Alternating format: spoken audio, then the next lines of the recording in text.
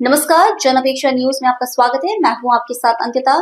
चलिए खबर देखते हैं विस्तार से। कानपुर मानवता और समता के संदेश वाहक संत शिरोमणि महाप्रभु गुरु रविदास जी का जन्मोत्सव रविवार 1 फरवरी 2026 को नाना राव पार्क फूलबाग में अत्यंत भव्यता के साथ मनाया गया। सदगुरु रविदास जुलूस कमेटी सेंट्रल हरबंश मौहाल द्वारा पिछले 102 वर्षों से लगातार आयोजित किए जा रहे हैं। इस ऐतिहासिक कार्यक्रम ने इस वर्ष भी एक विशाल मेले का स्वरूप ले लिया। मुख्य मंच से वक्ताओं ने संत रविदास जी के जीवन दर्शन और उनके द्वारा पाखंडवाद पर किए गए तीखे प्रहारों को याद किया। बुद्धिजीवियों ने उनके बेगमपुरा के सिद्धांत पर विस्तार से प्रकाश डाला और समतावादी समाज बनाने का आह्वान किया। कार्यक्रम में शहर के सभी अम्बेडकरवादी और मानवतावादी संस्थाओं ने अपने अपने स्टॉल और बैनर लगाकर इस आयोजन को एक साझा उत्सव का रूप दिया। इस अवसर पर महोत्सव का मुख्य आकर्षण शहर के विभिन्न कोनों से आई भव्य झांकियां रहीं। ये सभी झांकियां पहले हरवंश मोहाल में एकत्रित हुई। मैं बौद्धाचार्य Ramesh Chandra Gautam,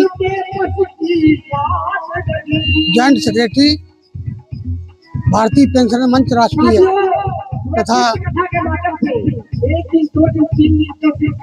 Buddhist society of India के राष्ट्रीय मेंबर। आज कानपुर में ही नहीं पूरे भारत में संत शिरोमणि रविदास जयंती का आयोजन किया गया है। इससे सिद्ध हो जाता है कि संत शिरोमणि भारत की निर्माता के रूप में हमारे भारत में जन्मे। उन्होंने भारत को योगदान दिया। उन्होंने अपने योगदान में सबसे पहले तो यही बताया कि मेरा भक्ति का आंदोलन नहीं था, मेरा आंदोलन भारत में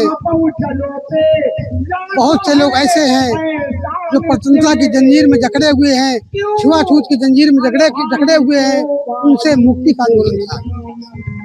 और वो मुक्ति का आंदोलन करते करते और भारत देश को मुक्ति लाते लाते उन्होंने अपनी जान भी गंवाई। इस जान गंवाने में उन्होंने कहा भी है कि ये देश तभी एकता और सूचना में बन सकता है जब इस देश के लोगों के विचारों में एकता हो। यदि विचारों में एकता नहीं होगी तो ये देश कभी एकता के रूप में नहीं बन सकता। और विचार अगर एक है तो देर नहीं लगेगी, बन जाएगा। यही संत शिरोमणि रविदास जी का जो जन सैलाव के रूप में यहाँ उपस्थित हुए हैं, उन्हें ज्ञान देना था, उन्हें दिया। इसके बावजूद भी उन्होंने ये भी कहा है कि इस भारत देश में जो जात चलती है तो जात के नाम पर इस भारत देश में ऐसा कोई व्यक्ति नहीं है जो चमार ना हो। चाहे ब्राह्मण भी चमार है, ठाकुर भी चमार है, बनिया भी चमार है, तू चमार लेडी है ही, सभी चमार है। तो इसका मतलब होता है चाह का मतलब होता है चमड़ी। भारत के देश में चमड़ी हर व्यक्ति के पास है, हर जीव के पास है। माँ का मतलब होता है मांस, हर व्यक्ति के पास है, हर जानवर के पास है। आ का मतलब होता है अस्थि, उसमें हड्डी भी है। और रा का मतलब होता है रक्त, तो रक्त भी है। चारों भूत हर भारतीय के देह में समाहित है, तो जात पात कहेगी, जात पात कहेगी। ये केवल ऐसे मन चले लोगों ने जात पात का यहाँ बीज बोया है, जिसको आज हमारे बड़े बड़े ऋषि मुनि कवि योगी बहुत से लोग, डॉक्टर बी आर अम्बेडकर का और लोग हो गए, आज तक हो रहे हैं और होने की स्थिति में लगे हुए हैं।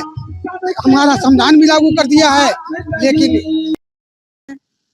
सभी एकता और अखंडता को बनाए रखने के लिए एक सूत्र में बंधे और जो है संत शिरोमणि रविदास जी के पदचिन्हों पर चलने की कोशिश करें, जिससे वास्तव में दोबारा ये देश विश्व गुरु बन सके। इन्हीं शब्दों के साथ मैं अपनी वाणी को विराम देता हूँ। जय भीम, जय भारत, जय संविधान।